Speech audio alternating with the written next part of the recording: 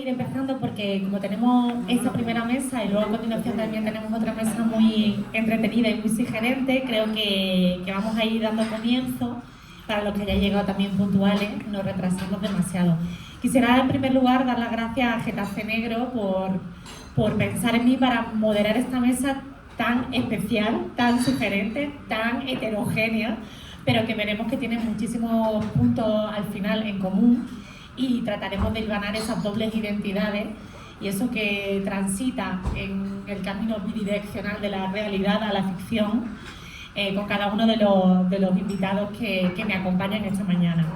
Daros la bienvenida a todos. Sabéis que esta mesa tiene por título Dobles identidades, la vida secreta del escritor, y es un tema que también tiene mucho que ver con lo que leemos y con cómo nos vemos y con lo que callamos y con lo que realmente también con lo que representamos, porque hoy en día, y este es un tema que luego podremos hablar sobre todo con la gente joven, también jugamos a esa doble identidad de las redes sociales, ¿no? De lo que mostramos en nuestros perfiles públicos y lo que somos, que también es una manera de crear nuevos personajes.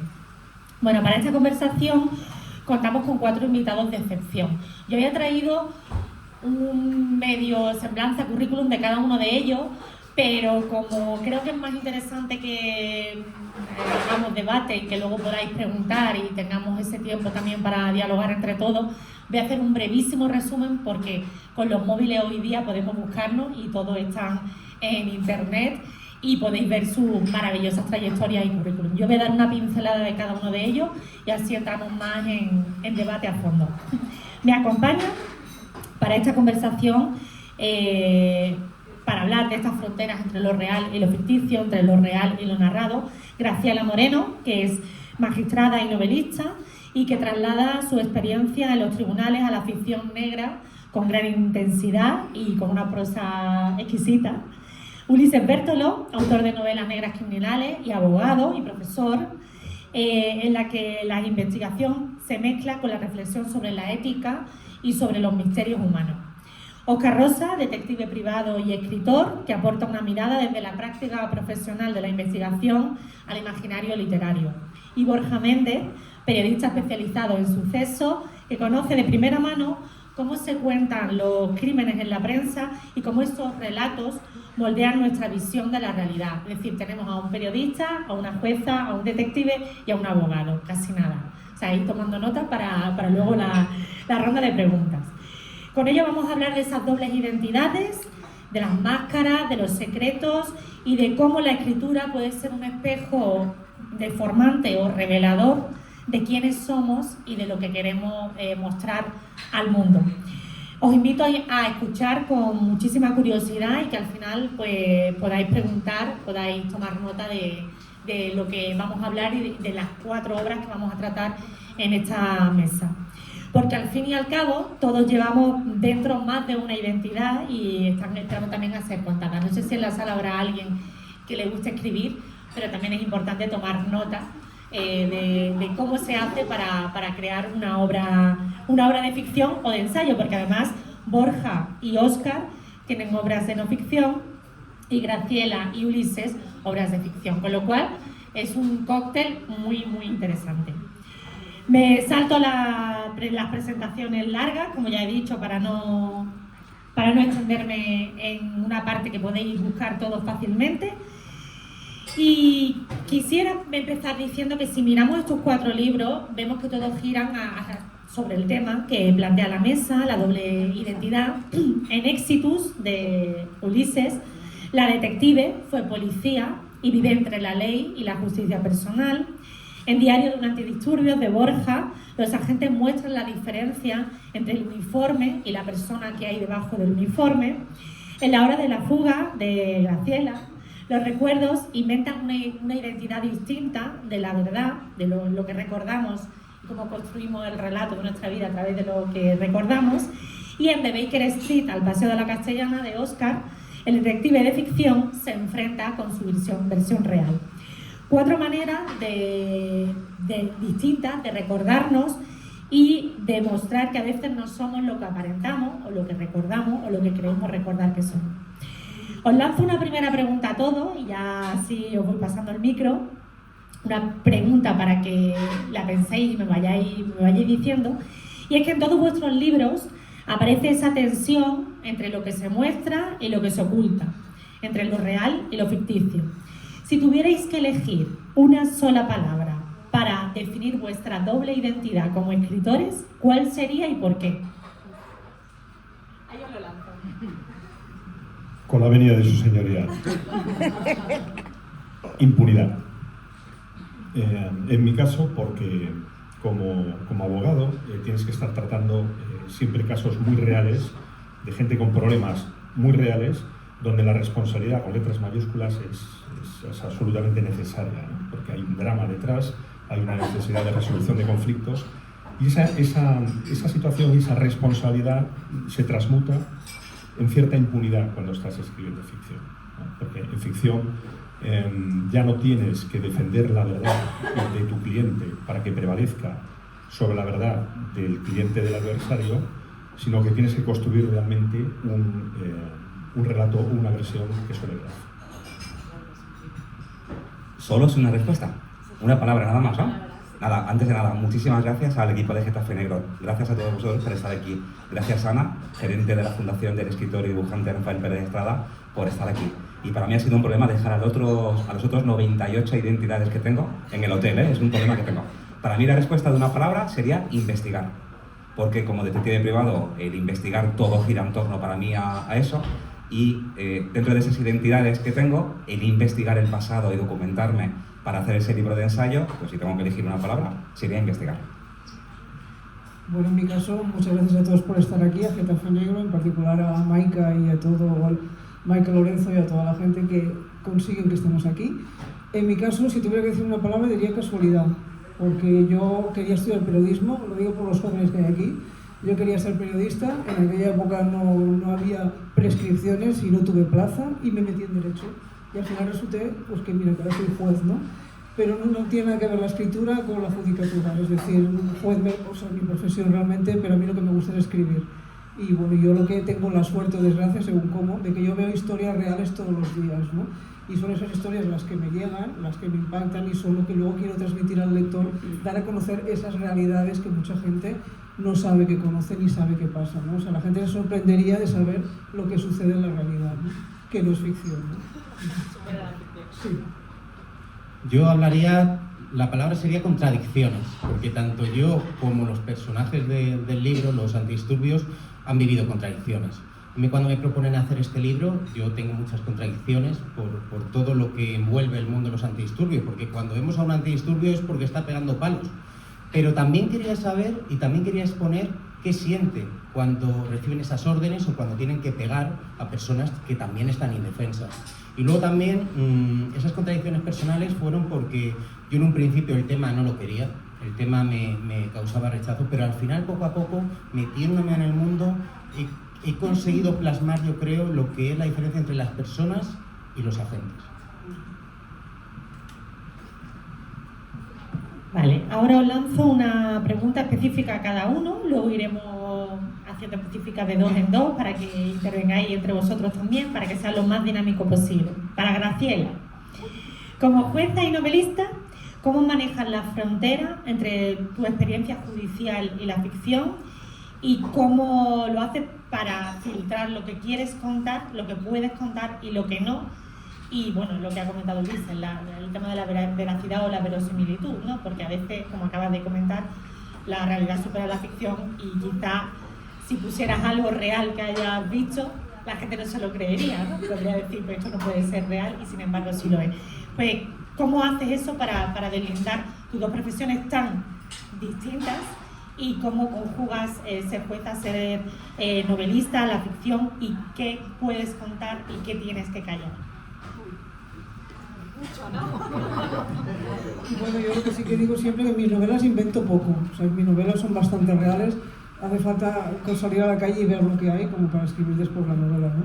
De hecho, mi primera novela sí que fue un caso real de un chico de 14 años que apareció con el cuello cortado, entonces bueno, esa novela yo necesitaba explicarla porque la viví mucho el caso como jueza instructora y necesitaba explicar lo que sucedió desde mi punto de vista.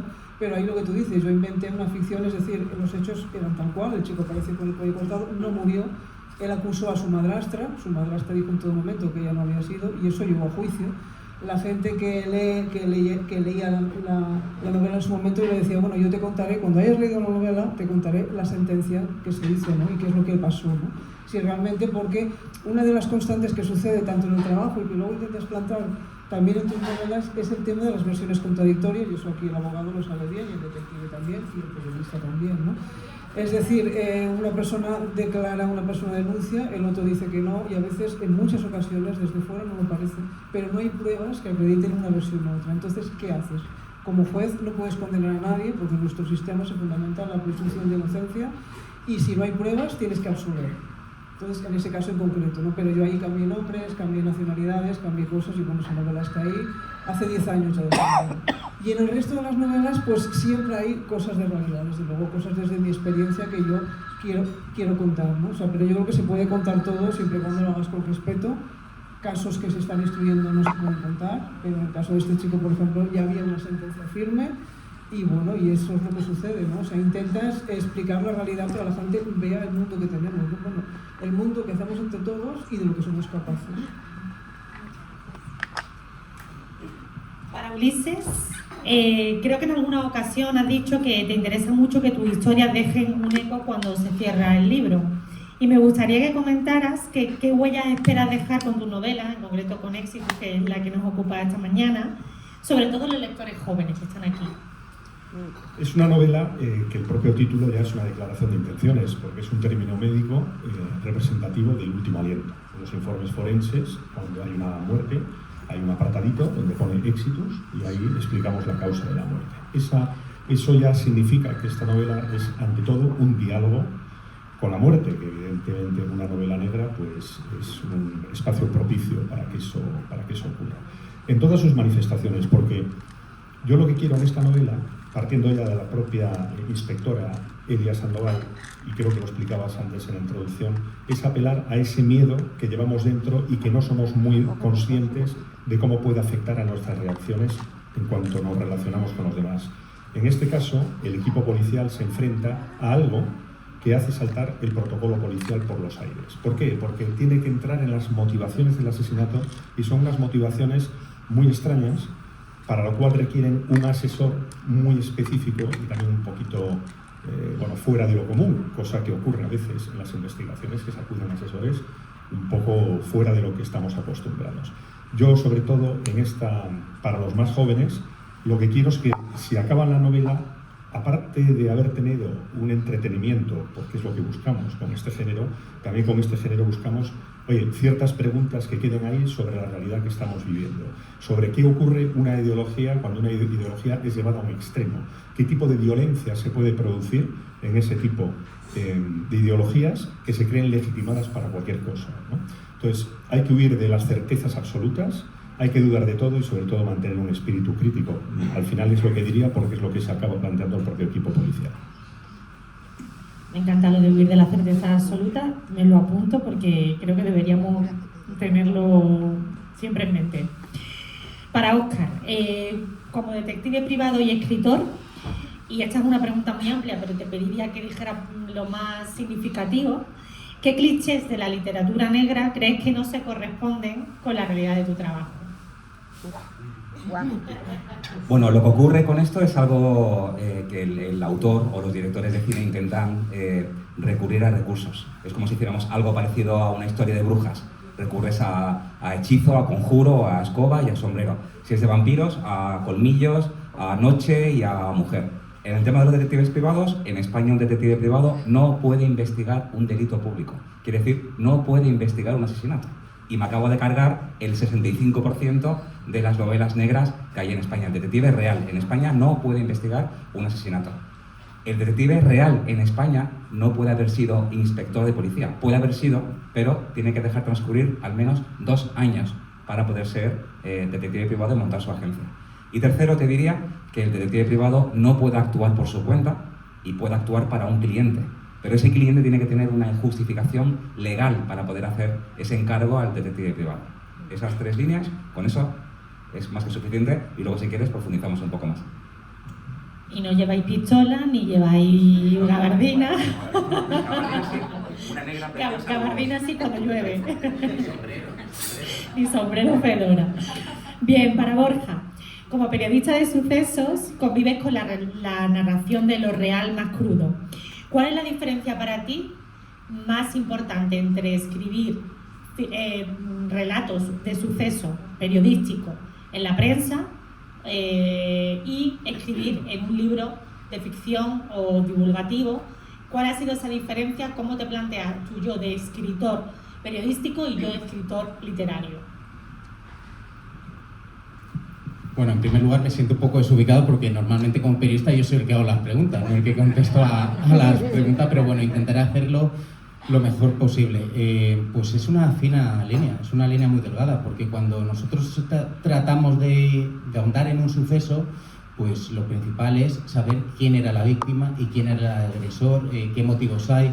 En esta novela de Diario de Antidisturbios yo lo que quería hacer era un relato de la unidad desde dentro, es decir, que la gente se pusiera el casco, que se pusiera las mallas protectoras de un antidisturbio y que sintiera pues qué imagen ellos viven cuando se encuentran delante de a lo mejor 30 personas que le están insultando durante horas, que les están escupiendo, que les están tirando huevos, cómo mantener la calma, qué reflexiones mentales hacen para no caer en esa violencia, que muchas veces caen en esa violencia directamente. Y también quería poner en valor su lado humano en capítulos como el relativo a los desahucios, porque que están a la orden del día, siempre se señala a los antidisturbios por estos desahucios, y quería en este libro pues reflejar qué pensamientos internos tienen cuando tienen que desahuciar a una anciana de 80 años, qué se les mueve por dentro, y también después de una manifestación en la que le están tirando cosas, en el que ellos mismos se están cargando de forma violenta, saber cómo llegan a casa y qué sienten en ese momento cuando tienen que abrazar a sus hijos, dar un beso a su mujer. Es decir, esa doble identidad de la que hablamos ahora, de la diferencia entre un agente y una persona. Muy bien, ahora vamos a preguntas interrelacionadas, las he llamado yo. He sacado una serie de temas y os voy a preguntar de dos en dos para que me contestéis a la misma pregunta. En este caso sería para Óscar y para Ulises el tema de la experiencia policial como doble identidad. Óscar, en The Baker Street al Paseo de la Castellana comentas que muchos detectives, como hemos dicho, suelen ser policías retirados, sobre todo antes del año 51, que se legisla la profesión. Y Ulises, en Exitus, justo tu protagonista es una ex inspectora que ha pasado a ser detective privado. ¿Qué creéis ambos que cambia o se pierde cuando se pasa al otro lado, es decir, de formar parte de un cuerpo policial al servicio del Estado a ser un detective privado, un policía privado, que también se llamaban los detectives así, cuando pasamos de la parte pública a la parte privada, de dejar de ser el del uniforme del cuerpo policial a un detective privado? ¿Se gana en libertad? ¿Se pierde en estructura y en tener un soporte o un respaldo detrás? ¿Cómo lo veis vosotros dos? Bueno, yo lo que había dicho Óscar antes creo que es lo que marca la línea. Cuando una persona se incorpora al ámbito privado para la investigación privada, está muy acotado el terreno en el cual pueden investigar. Pero ahí se abre hoy en día, esto nos lo puede decir Óscar mucho mejor, un amplio abanico hoy en día de infracciones en el ámbito privado que están siendo depuradas totalmente por parte de empresas que tienen hoy sus propios sistemas de control de trabajadores, etc, etc. Es decir, hay un amplio abanico, pero completamente distinto, porque un detective privado no puede hacer por lo menos oficialmente, estar investigando un delito perseguible de oficio, un delito de carácter público en el propio Código Penal. En mi caso, con la inspectora, se encuentra en situación de excedencia, o más bien, después de haberse tramitado un expediente disciplinario, fue apartada del servicio por foscarle a un compañero, ¿no? Cosa que a lo mejor en su caso podría ser muy saludable, no lo sé. Pero, bueno, ella no está contenta. Ella lo que está es liberada de una responsabilidad, porque ella está lidiando con sus propios demonios, con un padre todopoderoso que la tiene absolutamente condicionada, ¿no? y que no es capaz de liberarse de esa sombra larga, ¿no? Que tiene su todopoderoso padre abogado. y bueno, en su caso es un refugio. Pues verás, en el libro cuento que las primeras agencias de detective privado empiezan en España en el año 1875. Y esas primeras agencias de detective privado se llamaban policías particulares o policías privados. Mucho después ya llegó la palabra detective. Esas agencias de detective privado estaban formadas por inspectores de policía o comisarios ya jubilados o retirados en unos tiempos en los que había un turnismo en los partidos políticos, y cuando llegaba un partido político afín a comisarios e inspectores, el resto quedaban jubilados. Es en esos tiempos cuando montaban sus agencias, aprovechando sus experiencias y sobre todo aprovechando las necesidades privadas que según qué tipo de perfil de empresa o de particular podía tener. Por ejemplo, un personal doméstico que trabajaba en una gran casa, cuando iba a ser contratado, ese personal doméstico iba a estar cerca de objetos de valor, iba a estar cerca de los niños, iba a estar cerca de joyas. Pues esa familia lo que quería saber es, esta persona que va a entrar dentro de mi domicilio, ¿quién es? ¿Ha trabajado anteriormente en otra casa? ¿Qué decían de él anteriormente? Entonces requería una investigación. Si por lo que fuera esa persona robaba, ese robo lo ponían en manos de un detective privado. ¿Por qué? Por no ponerlo en manos de la policía y que no se difundiera la noticia, y un poco por guardar la discreción. Desde el año 51 tenemos esa normativa que os decía antes, que tienen que transcurrir 2 años para que un policía o alguien que forme parte de las fuerzas y cuerpos de seguridad del Estado las haya dejado para luego formar parte de lo privado. ¿Cuál es el principal cambio? Yo te diría que 2. Uno es los ingresos. En el ámbito privado los ingresos económicos son, claro, hay que reconocerlo, mucho mayores que en el ámbito público. Y luego te diría las herramientas con las que puede trabajar. Alguien que trabaja en el sector público tiene más herramientas y en ocasiones mucho más eficaces que las que pueda tener alguien que trabaja en el ámbito privado, que tiene que limitarse a una serie de condiciones y a una serie de leyes, ¿no? muy específicas. Bien, ahora para Borja y para Graciela, lo real frente a lo narrado.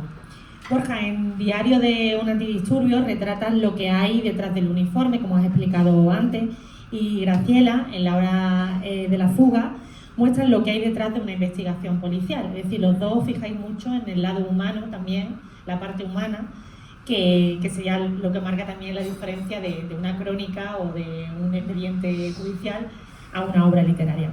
¿Hasta qué punto la mirada profesional vuestra y la mirada literaria se complementan? O se contradicen. No sé si en algún punto se contradicen cuando contáis un suceso que ha pasado en realidad. ¿Son complementarias?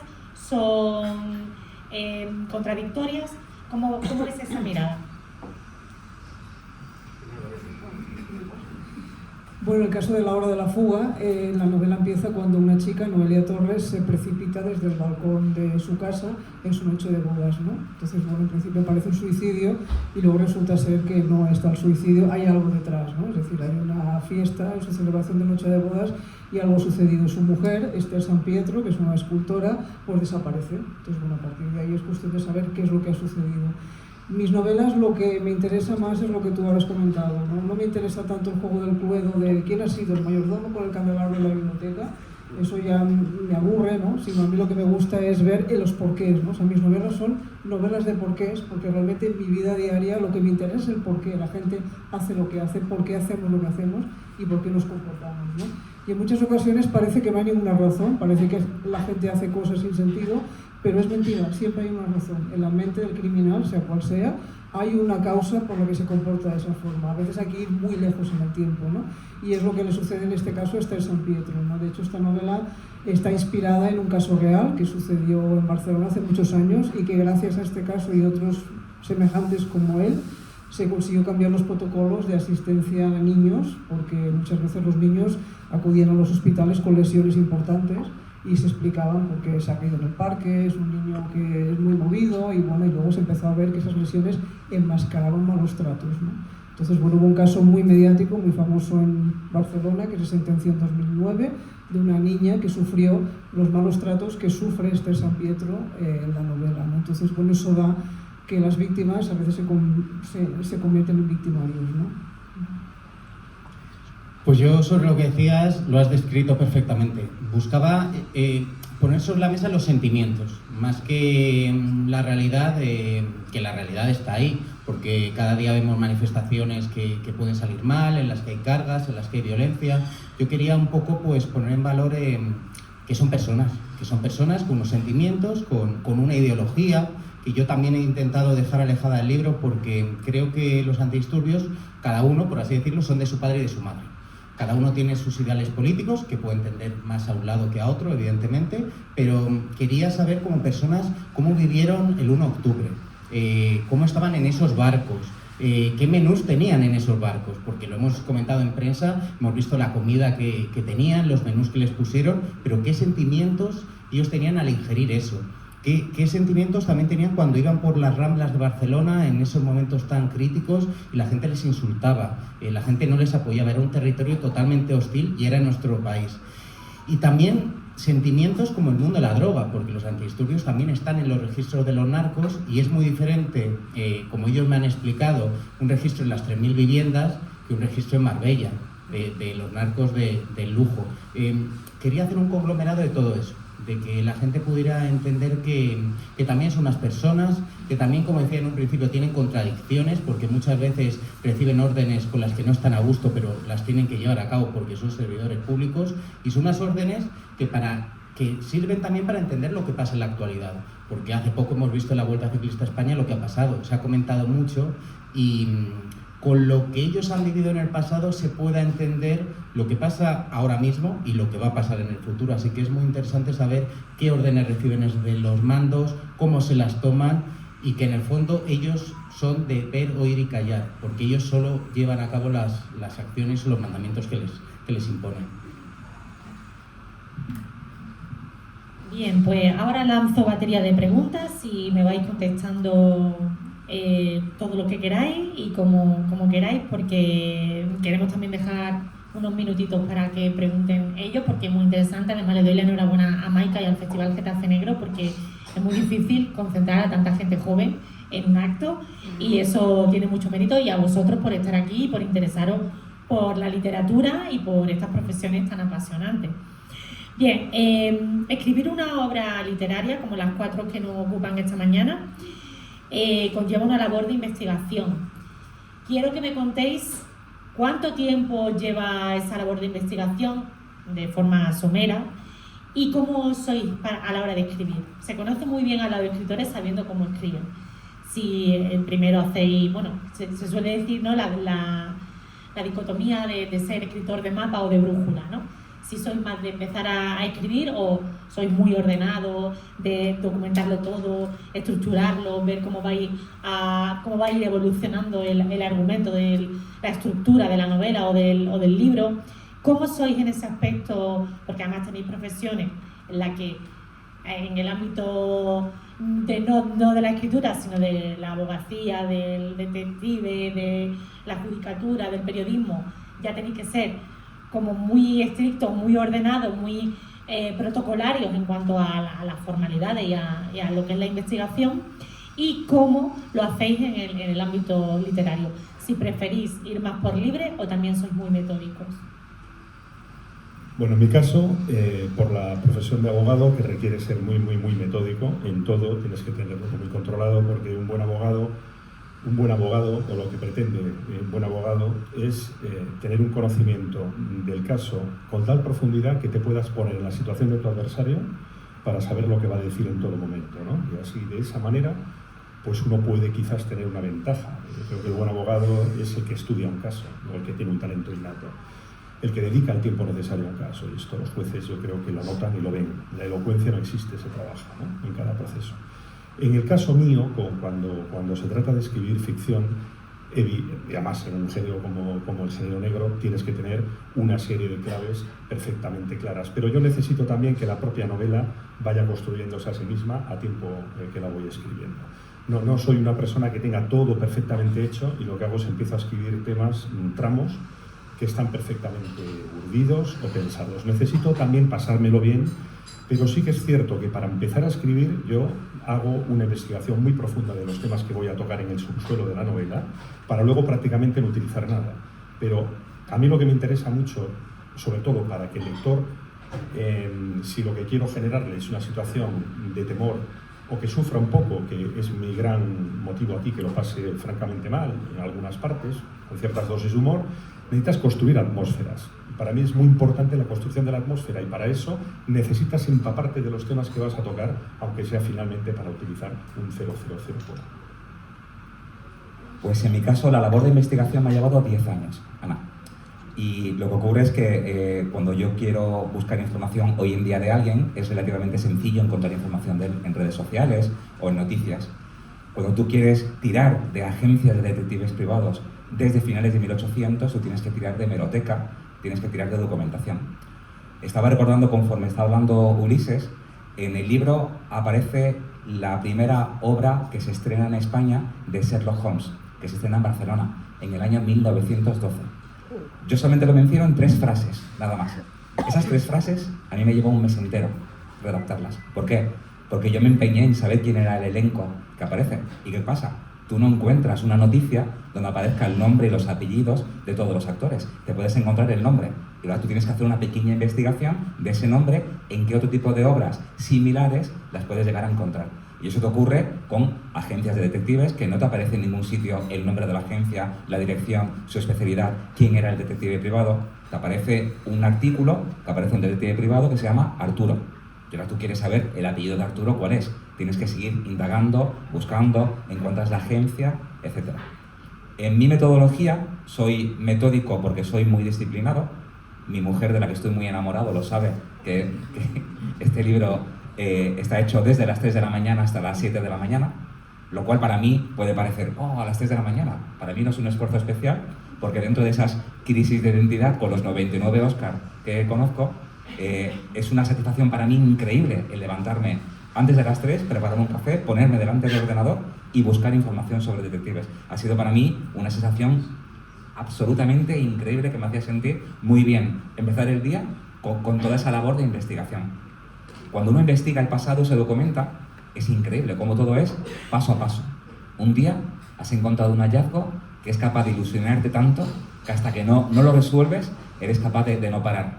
Y días en los que los avances son muy, muy lentos. Pero sí coincido con algo que siempre que hablas con alguien que también investiga o se documenta, es como con todos esos detectives del pasado que he investigado, ocurre algo parecido a la canción de Estopa, que es el del medio de los chichos se le aparece en sueños. Y entonces me ha llegado a pasar de algún modo eso, es como que esas agencias de detectives o esas personas reales que fueron detectives privados hace 80 o 90 años, de algún modo es como que te ponen la pista y te la ponen delante. No, es una sensación muy, muy difícil de poder describir y no parecer que estoy loco, como un día a lo mejor buscando algo en un anticuario, como algo de repente es capaz de aparecerte y te da la luz de hacia dónde tienes que ir. Es un poco, ¿no? Es como si de algún modo se te presenta y te dice, por aquí es la pista idónea, ¿no? Bueno, yo ante todo duermo por las noches, ¿eh? Yo necesito dormir, o sea, yo no voy a dormir a las 11 y a las 6:30 estoy de pie porque si no, no soy persona. Entonces, bueno, yo escribo cuando el trabajo me deja, evidentemente, porque yo tengo un trabajo exigente. Ahora últimamente le comentaba antes a Óscar, estoy en un juzgado de discapacidad, o sea, allí vemos temas de enfermedad mental, empezando por la demencia, empezando por el autismo, síndrome de Down, esquizofrenia, bulimia, anorexia. Entonces, bueno, nosotros nombramos a un asistente, un curador, se llama en el resto de España, para que le apoye a esa persona, ¿no? Entonces, bueno, yo evidentemente intento tener una rutina de escribir, intento escribir cada día, no puede ser cada día, pero bueno, se intenta. Si no estás escribiendo, estás pensando, estás imaginando, estás ideando. Cada novela es un mundo, o sea, no te puedo decir esta clasificación de brújula y mapa, o sin mapa, ya no sé. Es que depende, hay novelas en las que sí, por ejemplo, yo ahora estoy escribiendo algo en los que yo lo que sí que necesito es saber qué historia quiero contar y qué es lo que quiero transmitir al lector, ¿no? Entonces, a partir de ahí las cosas van haciendo, ¿no? Alguna requiere más preparación. Por ejemplo, mi anterior novela, que también está ahí, Los animales de Ciudad no lloran, que por cierto es una novela de abogados. Están representados todas las clases de abogados ahí, ¿no? Uy, sí, todos, todos. Entonces, bueno, esa novela es más bien, pues eso, es una historia de amor realmente, ¿no? Pero bueno, de un caso en que dos abogados están enfrentados, ¿no? Entonces, la documentación en según qué casos para mí es más sencilla porque viene de mi mundo, ¿no? Pero, por ejemplo, una novela, El salto de la araña, en la que un chico joven cuenta su historia con una chica alba, cómo se relacionaban, etcétera, etcétera, y yo quería buscarle a este chico una profesión, ¿no? Pues le busqué exterminador. Entonces tuvo que documentarme de cómo se exterminan ratas, cucarachas, etcétera, etcétera, ¿no? Entonces, bueno, aquí en La hora de la fuga, que es mi última novela, realmente es una novela que me ha costado mucho. Es una novela que he estado, se puede decir, 3 años con ella. Yo creo que es una novela muy sentida y bueno, aquí simplemente es explicar lo que contaba, ¿no? Derecho y sobre todo los abusos de los poderosos sobre las personas que no pueden defenderse. Pues yo tengo que confesar que escribir el libro es muy bonito, pero es muy complicado. Es muy complicado. El mío iba con plazo, no como el de mis compañeros. Por lo tanto, yo tenía el contrarreloj y el reloj de arena de que tenía que entregarlo en un año, pasara lo que pasara, y con todas las limitaciones que eso conlleva. He tenido muchas horas de estar enfrente de Moratará, de la sede de los antidisturbios, en ese bar. Me conocen bien, no debo nada de dinero, pero he pagado bastante dinero. Y el trabajo de investigación han sido como unos 40, 50 agentes, es decir, entre los antidisturbios ya soy bastante conocido, para algunos muy bien y para otros muy mal, porque sí que hay que reconocer que hay agentes que me han querido ayudar bastante, muy entusiastas, quizás en algunas ocasiones demasiado, con mensajes a las 3 de la mañana, a las 4 de la mañana, se me ha ocurrido esto, deberías hacer lo otro, pero hay otros que me he encontrado que no querían hablar. No querían hablar por la famosa serie de antidisturbios, no habían tenido buenas experiencias en el pasado, se les había puesto muchos clichés y quizás tenían miedo de que mi libro fuera un cliché más, cayera más en calificarles como les califica la serie, que algunos les ponen de cocainómanos, de maltratadores y no querían ayudarme. También me he peleado con muchos de ellos porque quizás no sabrían del todo o simplemente me daban el mensaje politizado de forma recurrente y eso era lo que yo no buscaba.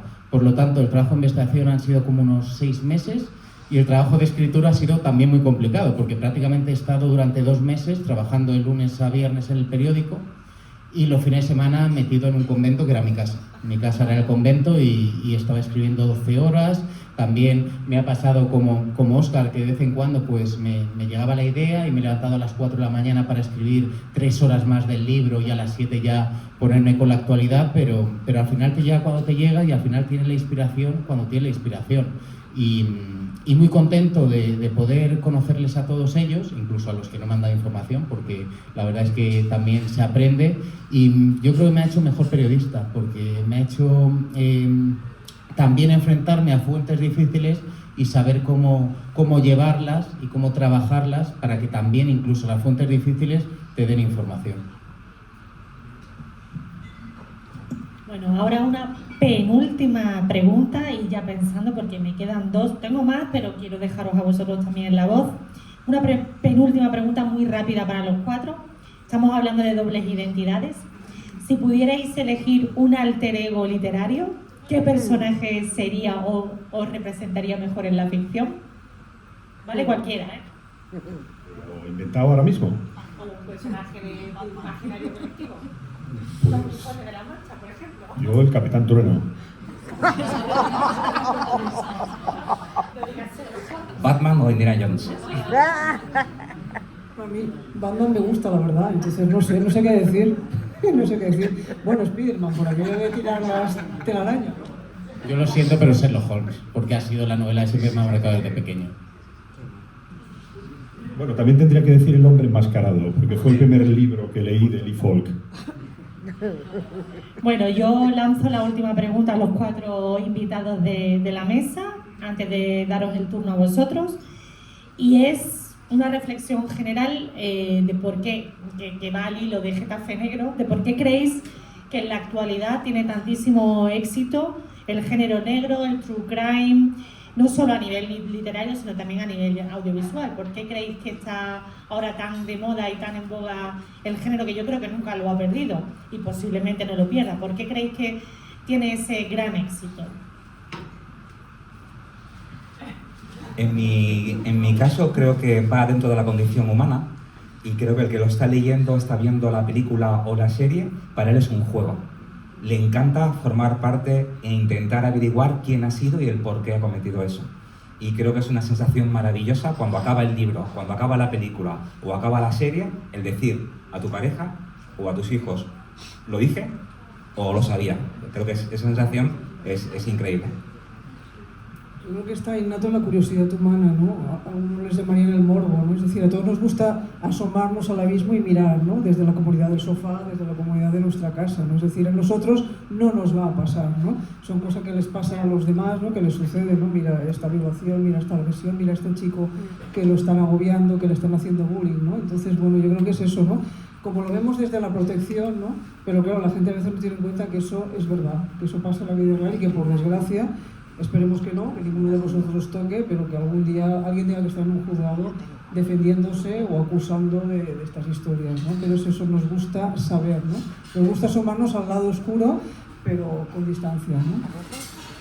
Pues yo me voy a unir a la opinión de mis compañeros. Yo creo que siempre los sucesos son los más leídos en los periódicos, siempre los sucesos o los true crime son los más vistos en la plataforma, porque la gente al final busca saber el porqué. Busca saber el por qué el asesino se convierte en asesino y por qué la víctima se convierte en víctima. Y creo que todo el mundo quiere una fotografía general de qué sucedió, de qué pasó, y al final pues cada uno se genera su propia opinión respecto a las diversas versiones que al final acaban haciendo tanto víctimas como verdugos. Yo creo que es que el verdadero entretenimiento está en ver lo malo que le pasa a los demás, ¿no? Entonces, es una manera, la novela, de estar viendo cosas que le pasan a los demás para no tener que preguntarnos por dentro. Nosotros somos también un poquito de hacérselo mirar. Yo apelo a lo que decís antes del morbo. Además, hoy en día sí se manifiesta tanto en el audiovisual de una manera perfectamente compatible con lo que ha sido la novela negra, entendida ya como un género que va admitiendo y va creciendo, y sus fronteras pues se van violentando, van agrandándose, pero el denominador común sobre todo es hablar de nosotros mismos y tener que mirarnos por dentro. Yo estoy de acuerdo con lo que decís, pero además hemos girado un poquito más, ¿no? Porque la novela negra o el género negro era ficción, que podría estar inspirado en algo, pero cada vez tiramos más al true crime, cada vez hay más plataformas, sobre todo en el audiovisual, que nos muestran historias relativamente recientes, incluso con protagonistas vivos, ¿no? Y no daría para mucho hablar del caso de la censura a la novela de Luis G. Martín por parte de Anagrama, ¿no? Del tema de los niños de Córdoba. Entonces, bueno, ahí también daría para otra mesa hablar de los límites, ¿no? De lo que es moral, hasta dónde podemos contar, cuánto tiempo tiene que haber pasado, porque no es lo mismo que dentro de 200 años se haga algo sobre esta historia que ahora mismo, ¿no? Que hay afectados, víctimas que están vivas y que han sufrido mucho, ¿no? Bueno, lo dejo ahí y ya pues pasamos a que tenéis aquí a 4 profesionales y a 4 grandes escritores. ¿Hay alguna pregunta, alguna cuestión? Espero que sí, que habéis tenido casi una hora para ir pensándolo. Les cuesta siempre. ¿No tenéis curiosidad sobre cómo...? Venga, yo. Venga. Bueno, tengo la suerte o el placer de conocer a 2 de ellos, los demás os conozco hoy y también estoy encantada. A la hora, por ejemplo, de empezar a escribir una novela, ¿cómo os enfrentáis al folio en blanco? ¿Qué es lo que más os cuesta? Lo que preguntas a todos. Bueno, Claro, pues, claro. En mi caso, es no contar lo evidente. Es decir, entablas de alguna manera un juego con el lector. Y creo que uno de los del arte, ¿no? De escribir es contar aquello que es necesario para que el resto lo ponga el lector. Pero sí, mira, ayer decían en una mesa que estuvimos que a ellos matar no les gusta. Eso es mentira, matar os encanta. ¿O no? Pero de la forma más absolutamente sangrienta y terrible que podamos imaginar. En mi caso es un libro de ensayo, pero bueno, lo intento Sí. adaptar. Creo que lo más difícil es hacer ese índice. El índice que va a llevar el libro, cuáles son los capítulos, cuáles son los pequeños apartados que va a tener para que luego puedas desarrollar cada uno de ellos. Algunos de ellos los conoces muy bien y otros que sabes que no dominas tan bien, que son con los que más vas a tener que trabajar, ¿no? Posteriormente. Mira, Stephen King tiene una frase que dice que escribir es reescribir. Y escribir es un trabajo y es constante. Es como estudiar una oposición. Es repetir, remachar, repasar. Y en el caso de la escritura es eso. Corregir, pensar primero, al menos en mi caso, lo que vas a escribir, para luego trasladarlo, lees ese párrafo, al día siguiente te levantas y piensas que mierda, esto no sirve para nada, borrado, volvemos, ¿no? O sea, es un trabajo continuo. De hecho, incluso hasta casi cuando entregas la novela a la editorial también corregirías algo, ¿no? O sea, es una corrección constante. Llega un momento en que tú... Que tienes que parar. Que tienes que parar, ¿no? Porque si no... Porque tú siempre quieres escribir la mejor novela que salga de ti, ¿no? Ya. O sea, tú lo que quieres es que, como lectora, yo quiero leer libros buenos, ¿no? Pues tú quieres darle al lector el mejor libro que salga de ti, ¿no? Mi principal problema fue responder a las inquietudes, porque muchas veces yo quería responder a mis dudas, a mis enigmas y también a los de la gente, porque en realidad mi libro, como es una historia real o son historias reales, buscaba que la gente, ¿qué quería saber la gente de la intervención de Ferraz de la sede del PSOE? ¿Qué quería saber la gente de cómo se levantaron a los acampados del 15M? O sea, es un poco responder a las dudas que había desconocidas y a qué quiere la gente escuchar.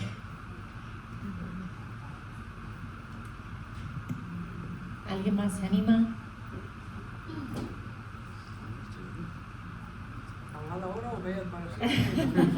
La gente joven que pregunta. ¿No?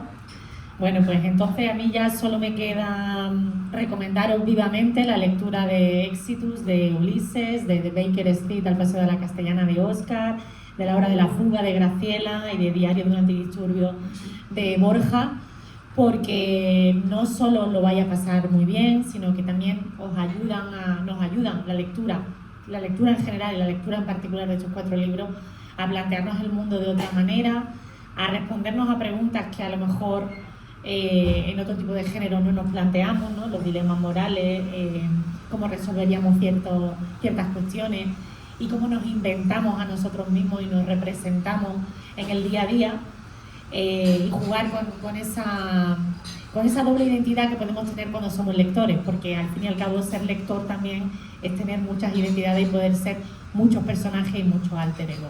Dar las gracias a todo el público, por supuesto a los 4 invitados de esta mesa, y muchísimas gracias a Getafe Negro por haberlo hecho un año más, otro festival lleno de éxitos, y que sigáis disfrutando de lo poquito que queda ya de festival. Muchísimas gracias.